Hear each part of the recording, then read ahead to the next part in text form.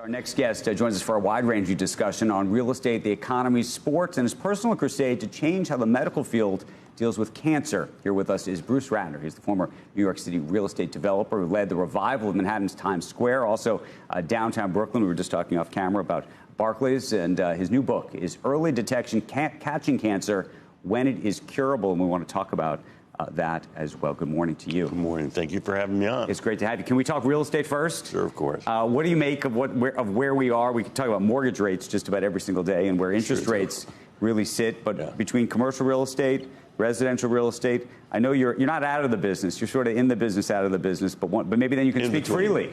Yeah, I can always speak freely. So what do you think? So first of all, let's talk commercial real estate. Commercial real estate is in terrible trouble. I mean, you'll hear people say it's bottomed out. It's not going to bottom out.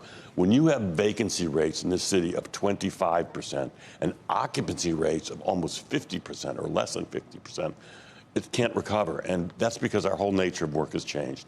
And so whether it be Los Angeles or New York or Texas, your commercial buildings in general, unless talking about new ones, are pretty much finished. You don't believe so? We've had a lot of your colleagues and peers, if you will, come on the broadcast who own a lot of stuff in New York and in a lot of big cities, and they say it's coming back.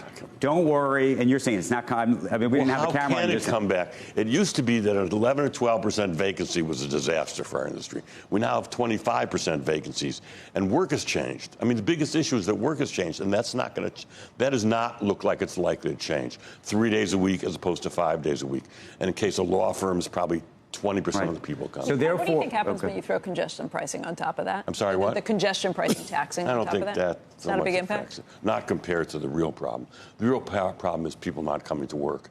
And when you have that, if you have a company where only, we got 49% occupancy as opposed to vacancy, it's not coming back. And to think for a minute that it is actually just because that's what okay, so for the investor class out there who's thinking, if they're to agree with you, they should be doing what? Shorting commercial real estate REITs? They should be worried about banks? They should be what?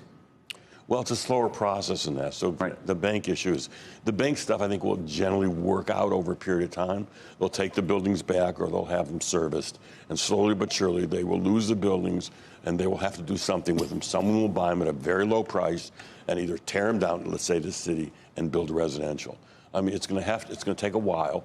The one thing I've done is watch interest rates all my life. And here's what I say. Interest rates go up very fast, always, as they did now, and they go down very slowly. And that's what's happening. Everybody thought interest rates are going to be way down by now. It's still a few years. And so, first of all, you're also faced with that. Honestly, the people who get here and talk about, it's bottomed out. Maybe it's bottomed out, but it ain't going up a lot. And so what would you do? I'm not a shorter. I don't know very much about shorting, but I would, look, you have something like Vornado. It's a third of the price that it was 8 years ago. The same thing with SL Green. They own 20 buildings in the city. How do you go from a stock that's 2/3 down, and it's not going up? But you think it's not. The point is that you don't think it's going down further. I think that's the question, right? When some people say you can't fall off the floor, right? That's the flip side of it. I've heard that expression. Let me ask. That's a no. I think I've done. I did that. You fell off the floor? Yeah, in college I did. I did that. Fall all the time. Let me ask you a different question, and then I want to get to this book. Residential real estate and where mortgage rates are today. There's a real question about mobility. I'm not talking about economic mobility. I'm talking just about physical mobility, the decision to actually leave a home. And some people are arguing now that we're going to be in this sort of period of people being trapped. Locked in. Locked in. It's a locked up phenomenon. So obviously, if you have a financing at 3%, 4%, you're not about to leave and go to 7%. You're going to double your cost, your annual cost. And so people are going to hang in to where they are. So that's housing. Obviously, rental is a whole different story. In rental in the city, we have the lowest vacancy rate we've almost ever had, 1.5%. We have a housing shortage in this city of probably 200,000 to 300,000 units, and it's almost impossible to build a building today and make out. So, and that's not uncommon in many of the cities, because people are basically renting more than they are buying. If you were back in the business, if you will, what would you be doing right now? Residential, rental, residential, rental, residential, rental, residential. Developing, that's about all there is. Developing for that, or trying to buy properties on the cheap to then turn over? What would you be? I was a developer. I don't know how to buy.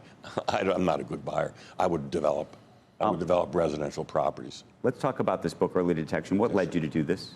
Pardon me? What led you to write this book? So my brother died about 8 years ago of cancer. He walked in one day, and all of a sudden he had metastatic cancer. And he lived about 8 months. And so when I'm on the board of Sloan Kettering, I've been there for a couple decades. And so when I talked to everybody there, I began to realize when you had advanced cancers, you don't live. You have about a 10% chance of survival. You catch it early, you have about a 90% of survival. And basically, I had a science background once in my life, and I was Consumer Affairs Commissioner, so I care a lot about these things. And the answer is that you must get early detection. We need to do a lot more of it. We don't spend any money on it. What kind of cancer was it, Bruce, that your brother had? Actually, it's interesting. They never really found out. He woke up with metastatic disease. So how do we check? Every cancer is different. I mean, definitely got to do. You got to do the colonoscopy. You got to. I like a CAT scan from you can do things, and you see the littlest thing, and then you look at it 6 months later. If it's still little, it's not. You're okay. Then you're right. okay. That's called a low-dose CT scan. It's for people who used to smoke or do smoke. Can you do that? Yes, and it really works. That's good. Here's the problem. That test is great, but only 5% of former heavy smokers or heavy smokers use it. We don't advertise it. We don't educate people about it. It's outrageous, honestly. We have this incredible test, as you point out, that can save your life. If you get lung cancer early, you've got a 90% chance. All right, but what about everything else? I don't want to get it here. I don't want to get it here. I don't want to get here. I wish there was one thing that we could test in the blood. There is one thing. So first of all, there are tests for 5 different cancers. That's about 45% of all cancers. Okay, that's good. Now let's talk about all the other 50, 60 cancers. There is something called Gallery Grail, which is a company which has come out with a blood test. Yep. You probably talked about it. We've had them on the air to talk about it. Yeah, great. They're great. So the answer is that's really the future. Multi-cancer early detection tests, which can test for 50 cancers and where they're located. And it's really stage shifting. Instead of catching in stage 4, you catch in stage 1 or 2. Now, it's not perfect yet. And the problem is the false positives that you have. That's actually not true. Well, we've heard. Let me tell you something. Here's what I hear about false positives. Sorry. I hear everybody, false positive, false. You know what? The problem is false and negative. Exactly. That's what we ought to work on. We ought to work on the cases where we don't find the cancer. To be honest, the false positive rate on Grail is only 1%.